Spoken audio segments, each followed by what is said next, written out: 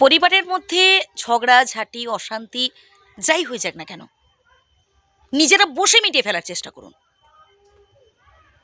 বাইরের কাউকে ভাই বলতে যাবেন না। এতে কি হয় জানেন? বাইরের লোকেরা সুযোগ পায় আপনার পরিবারের ভেতরে নাক গলাতে। যত বেশি আপনি আপনার পরিবারটাকে স্ট্রং রাখতে পারবেন, তত বেশি দেখবেন বাইরের লোকে ভয় পাবে আপনার পরিবারের দিকে আঙুল তুলে কথা বলতে। দেখুন, হাতের 5টা আঙুল যেমন সমান নয়, ঠিক তেমনি পরিবারের মধ্যে নানান মতের মানুষ থাকবেই। একে অপরকে ভালোবাসতে হবে, একে অপরকে গুরুত্ব দিতে হবে, একে অপরের শ্রদ্ধা করবে।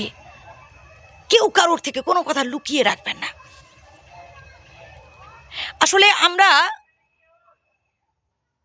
সেই মানুষগুলোকে বেশি বিশ্বাস করে ফেলি, যেই মানুষগুলো দেখা যায় যে পরবর্তীকালে আমাদের সাথে বেশি বিশ্বাসঘাতকতা করে। এটা মানুষের স্বভাব। মানুষ তাকেই বেশি গুরুত্ব দিতে পছন্দ করে, উল্টে যে মানুষটা তাকে সব থেকে বেশি অবহেলা করে।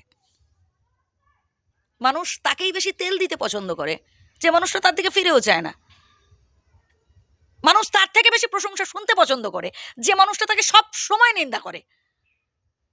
না ভাই, এই পৃথিবীতে যদি সত্যিকারের কেউ আপনাকে ভালোবেসে থাকেন, আপনার পিতামাতা, আপনার বিপদে আপদে আপনার পরিবারই কিন্তু পাশে থাকবে। তাই পরিবারটাকে স্ট্রং রাখার চেষ্টা করুন। আত্মীয় স্বজন বন্ধু বান্ধব এরা ভাই দুদিনের। ওই যতক্ষণ ওই মাল্লু আছে, টাকা আছে, ততক্ষণ। টাকা নেই তো সব ফাঁকা, কাউকে পাশে পাবেন না।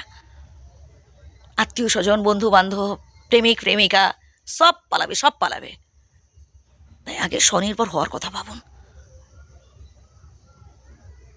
সমালোচনা থাকবেই, কিছু কিছু মানুষ থাকবে, তাদের আপনি হাজার উপকার করেও তাদের মুখ থেকে আপনি প্রশংসা পাবেন না, কোনোদিনও বলবে না যে আসলে আপনি ভালো মানুষ।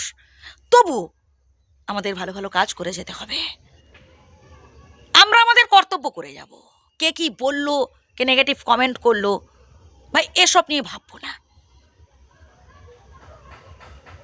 শত্রুকে জব্দ করতে হলে জীবনে সফল হয়ে দেখাতে হবে, এবং এটা হবে আপনার কাছে একটা চ্যালেঞ্জ। ওই ঝগড়া করে যুক্তিতর্ক দিয়ে বুঝিয়ে কোনো লাভ নেই। যারা বোঝে না তাদের আপনি হাজার চেষ্টা করলেও বোঝাতে পারবেন না। তাই জীবনে সফল হয়ে দেখান। আর সফলতা অর্জনের পথটা এতটাও সহজ নয়।